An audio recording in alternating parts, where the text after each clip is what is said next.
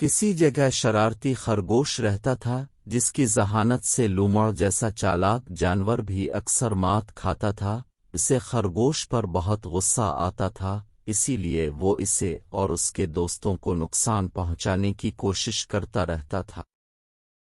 ایک دفعہ لومڑ بڑا سا بیگ کندھے پر ڈالے تیزی سے چلا جا رہا تھا۔ بیگ سے کسی کے چیخنے چلانے کی آواز آ رہی تھی، جس سے خرگوش کو اندازہ ہوا کہ اس میں اس کا دوست کچھوا قید ہے۔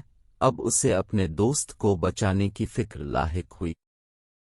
خرگوش جنگل کے درمیان سے تیزی سے بھاگتا لومڑ سے پہلے اس کے گھر پہنچا اور اس کے باغ کے سارے پھول توڑ کر زمین پر پھینک دیے اور خود گھر کے دروازے کے قریب ایک جگہ چھپ کر بیٹھ گیا۔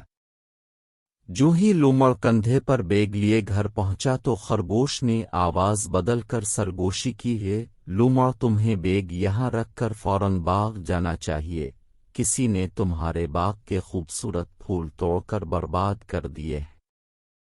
یہ سنتے ہی لومڑ کو غصہ آ گیا۔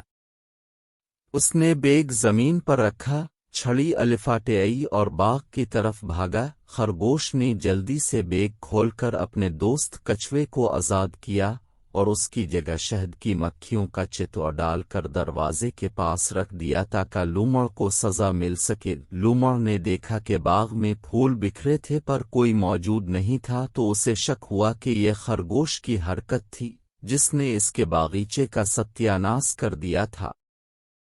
وہ واپس آیا اور بیگ الفاٹے کر اندر لے گیا۔ جو ہی اس نے بیگ کھولا تو شہد کی مکھیوں نے اس پر حملہ کر دیا اور وہ جان بچانے کے لیے دوڑنے لگا۔ اس سے ہم نے یہ سبق سیکھا کہ جو دوسروں کا بارا چاہتے ہیں ان کے ساتھ بھی بارا ہوتا ہے، اور اچھے دوست مشکل وقت میں ہمیشہ کام آتے ہیں، اس لیے دوست بنانے کی کوشش زیادہ کرنی چاہیے۔